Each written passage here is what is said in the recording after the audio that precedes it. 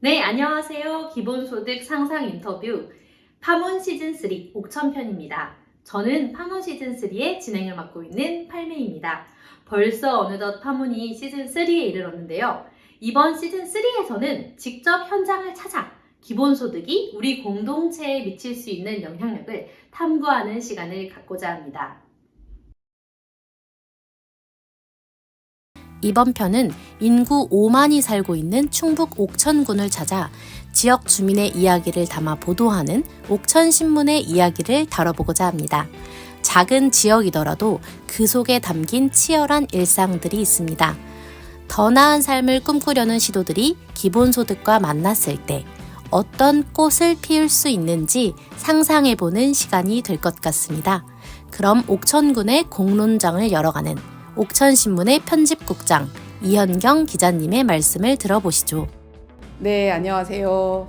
충북 옥천에서 옥천신문사에 다니면서 10년 이상 기사를 쓰고 있는 이현경 기자라고 합니다. 반갑습니다.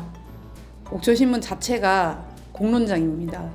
뭔가 특별한 이슈만이 공론장에 오를 수는 있는 것은 아니다 라는 전제를 먼저 깔고 이야기를 해야 될 것 같아요. 그럼에도 불구하고 몇 가지 얘기를 좀 해드리자면은 최근에 옥천신문 사례에서 주요하게 보도하고 있는 것은 공적 예산들이 제대로 쓰이고 있는지에 대해서 잘 토다지는 그런 기사들이 상당수 보도가 되고 있습니다. 그래서 예산이 적재적소에 쓰여야지 되고 그 예산을 사실은 쓰는 방향성을 결정하고 평가를 하시는 것은 철저하게 세금을 내는 우리 주민들이고 그게 자치의 영역이라고 생각이 듭니다. 그래서 주민들에게 자꾸 주문을 하는 것이죠.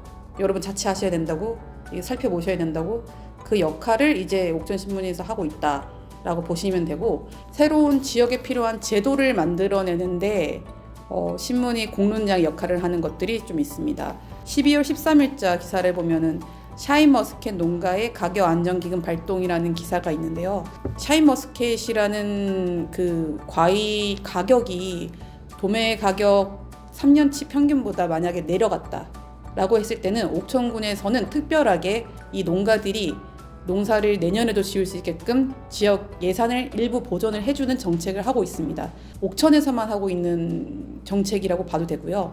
다른 지역에서 가격 안정 기금을 하고 있는 지자체도 있어요.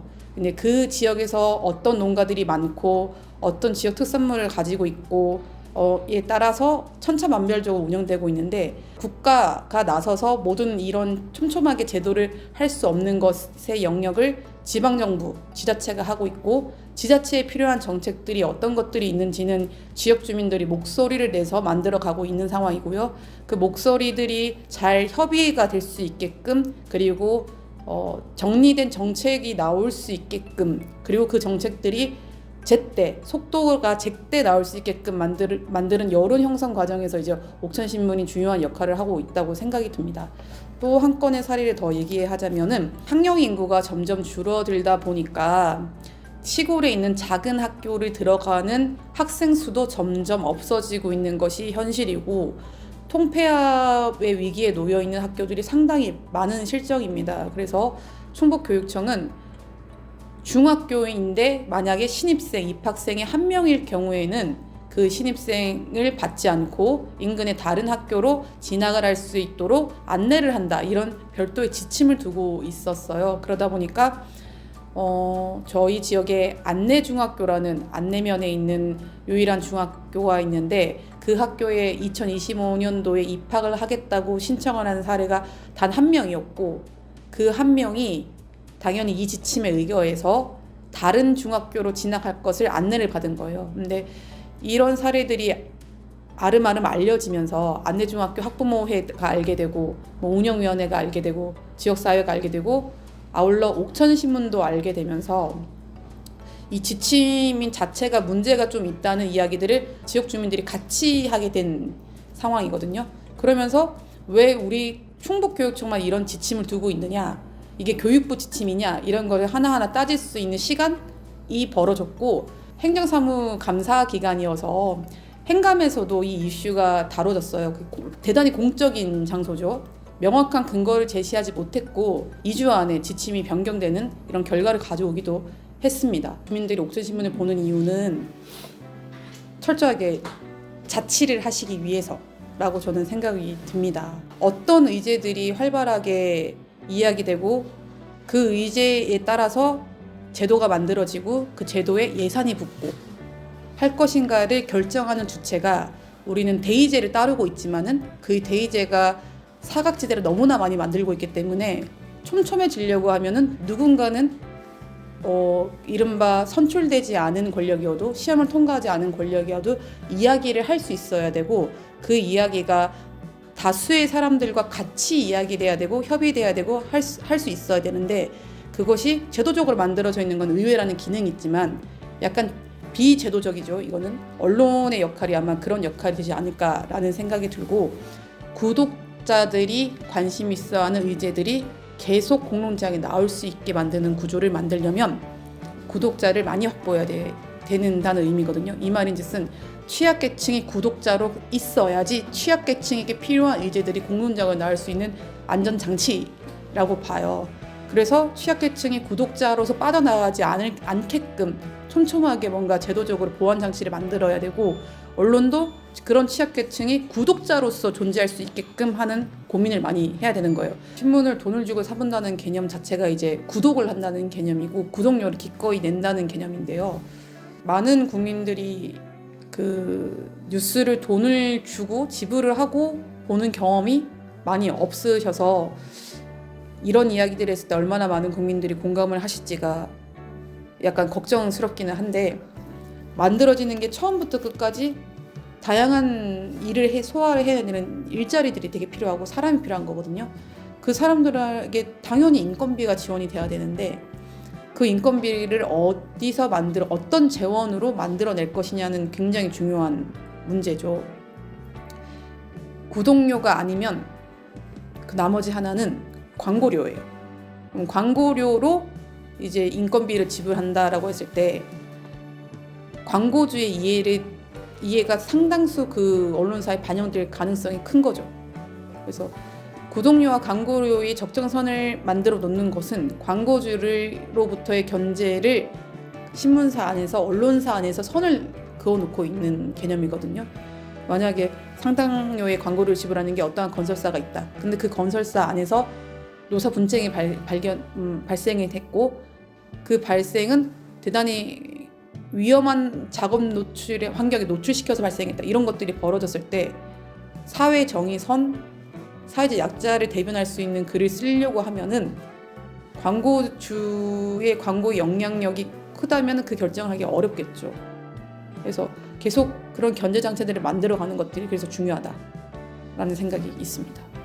이미 지역신문 발전법에 따라서 지역신문들을 지원해주는 법률이 있고요. 예산도 있어요. 그리고 신문법도 있어요. 방송법도 있고 언론들을 지원하고 있는 법들이 많은데 이것이 제대로 작동되고 있는지에 대한 고민을 같이 해봐야 되는 숙제가 한 파트 있고 그리고 정부가 아니라 광역 단위 지자체에서 이제 지역신문법에서 준하는 그 지역에 있는 방송들, 언론들을 조금 건강성을 지키기 위하여 지원해주는 조례들이 있는데 이게 있는 곳이 있고 없는 곳이 있어요. 균형이 맞지 않죠. 예산 지원 균형이. 그래서 그거를 맞춰가야 되는 숙제도 한 꼭지가 있어요.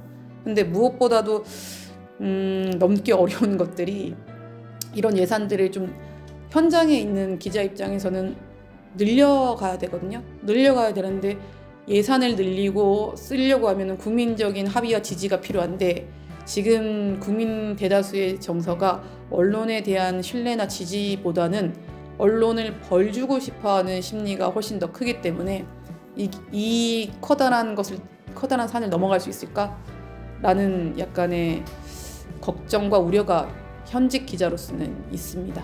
언론과 관련된 지원 정책이나 제도가 언론사를 살리는 게 아니라 시민들이 자치를 하기 위한 스스로의 정치를 하기 위한 사회에 참여하기 위한 목소리를 낼 수 있는 제도적 장치를 만드는 것 시민들을 위한 작업이다 라는 생각을 공유가 좀 더 많이 돼야 되고 그런 경험들을 다수의 국민들이 좀 해내는 할 수 있는 환경을 좀 만들어야 되는데 중앙정치를 가지고 그런 시스템을 만들려고 하면 굉장히 어렵고 그렇기 때문에 이것은 지역 언론, 지방자치, 주민자치 안에서 할 수 있는 연습들을 많이 해야 되고, 아, 공론장이 있으니까 내가 사회에 참여하기가 정말 편하구나, 이런 경험들이 쌓이셔야 되고, 부조리하다고 생각했던 것들을 내뱉었는데 이게 공감대를 형성할 수 있구나 라는 경험, 나아가서 아, 이게 공적인 영역 안에서 해결이 되는구나 라는 경험들이 많이 쌓이셔야 되고, 이런 것들이 쌓였을 때 언론은 벌 주고 싶어하는 존재가 아니라 아, 언론은 나한테 필요한 존재구나, 그리고 건강한 언론을 만들기 위해서는 이런 제도들이 필요하구나 라는 것들이 반전이 좀 지금은 필요한 상황이라고 생각이 듭니다. 언론이 견지하는 가장 큰 집단은 권력자예요. 이게 경제 권력일 수도 있고 진짜 정치 권력일 수도 있고. 근데 제도를 만들고 하다 보면은 이것은 예산 집행은 정부가 하죠. 지자체가 하거든요. 지자체와 정부는 자신들을 견제하는 언론을 키우고 싶어 하지를 않습니다. 그것은 태생적이 그럴 수밖에 없죠. 실컷 나를 비판할 사람을 키운다, 이런 개념이기 때문에. 그렇기 때문에 시민들이 든든하게 버텨주셔야지만이 이 제도는 만들어질 수 있고 집행이 될 수 있거든요. 언론 수용자들의 성장 그리고 효능감이 굉장히 지금 중요한 시기다라는 생각들을 많이 하고 있습니다. 시민들이 자치 효능감을 갖기 위해서는 저 먼 곳의 여의도 정치만 논하는 언론이 아니라 내 일상을 다루는 언론의 역할이 중요합니다. 가령 옥천신문에는 공영버스, 난개발, 지역 환경의제 등 주민들이 호소하는 삶의 문제들이 담겨 있습니다. 신문은 주민들이 입말로 풀어낸 고민을 공론장에서 다룰 수 있는 언어로 바꾸고 다른 지역 정책 사례를 찾아내 옥천군과 비교하는 등 고민이 삶의 변화로 이어질 수 있도록 끈질긴 취재를 이어갑니다. 이처럼 신문사는 옥천판 아고라의 기능을 하고 있는 셈입니다. 일상의 민주주의를 지켜내는 이런 언론들이 공공성을 유지할 수 있는 지원은 매우 중요합니다. 이러한 까닭에 기본소득 진영은 꽤 오래전부터 언론 공공성 확보를 위한 언론 기본소득 논의를 진행해 왔습니다. 기본소득 한국네트워크 강남훈 명예이사장님은 2017년 신문 인터뷰를 통해 언론 기본소득을 한국 사회에 소개했지요. 2019년에는 경기도 의회의 의뢰로 경기도 언론 공공성 확대를 위한 언론 기본소득 실현 방안을 작성해 보고하기도 했습니다. 당시 보고서에 나온 언론 기본소득은 언론 주권자 배당으로 제시됩니다. 주권자들이 대리인을 통제하는 수단으로 18세 이상 성인에게 언론사와 언론인을 쓸 수 있는 쿠폰을 지급하자는 아이디어입니다. 해당 보고서에는 언론사 생존에 관한 고민이 담겨 있습니다. 언론이 공공적 기능을 수행함에도 산업적 재생산이 이루어질 수 없을 때 언론은 공공적 범주 바깥의 행위를 하게 된다.